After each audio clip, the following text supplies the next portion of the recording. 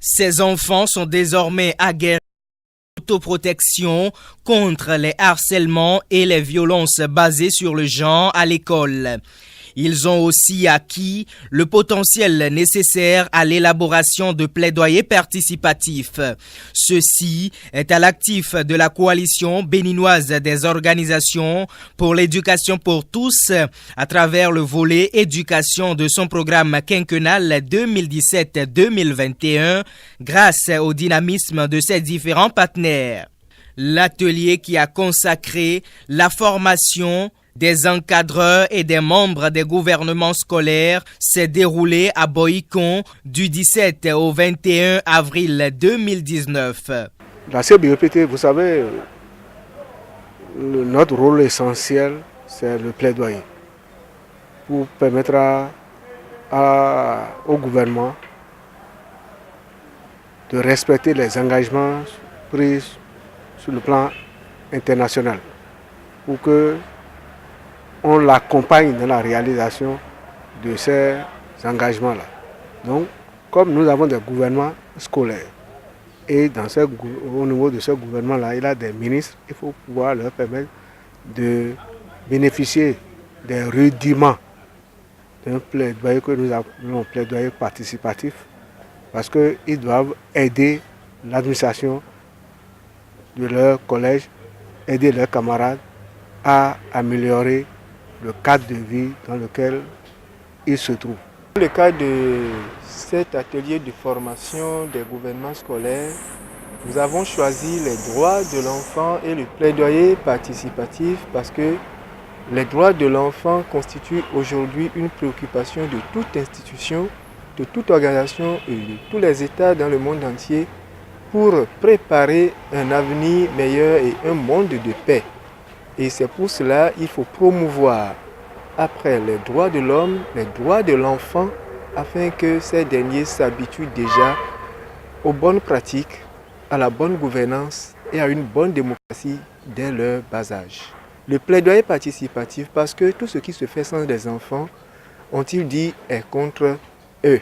En dehors de l'appui de Plan International Bénin, de la coopération belge au développement et de Plan Belgique, d'autres acteurs ont prêté main forte à la formation. Mon invitation à cette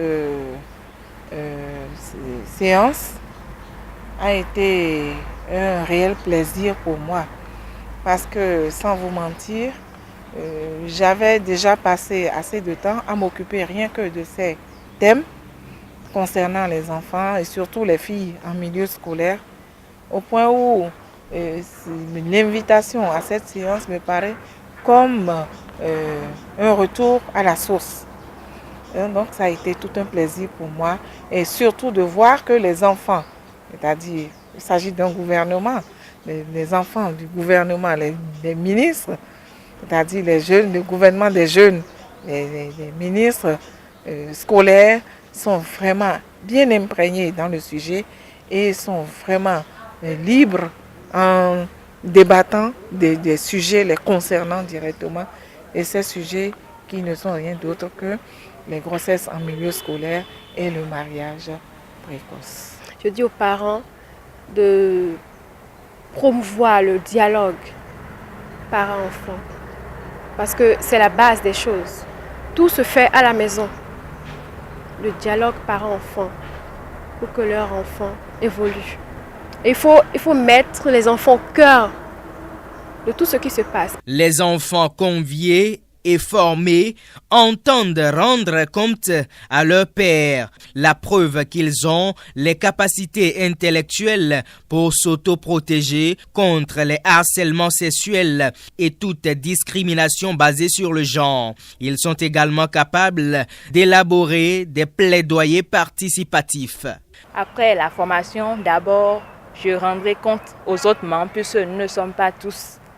Et à cette formation, je rendrai compte à mes membres et nous irons aussi auprès des surveillants et du directeur pour un plaidoyer. Parce que nous avons aussi parlé des grossesses précoces en milieu scolaire et du mariage forcé, puisque nous avons constaté que ça prend un peu plus de l'ampleur. Donc nous allons chercher, nous allons faire notre test nous irons nous plaider auprès des surveillants qui vont nous aider, ainsi de suite. Nous allons sur ce processus de plaidoyer, bien sûr. J'ai pu retenir la notion du pouvoir et j'ai retenu encore les droits de l'enfant et la notion du plaidoyer participatif. Et j'ai encore retenu quoi? Comment se plaide auprès de quelqu'un lorsqu'il a un problème. La mise en œuvre du programme Impact-Tel vise fondamentalement l'élimination de toute barrière à l'éducation inclusive.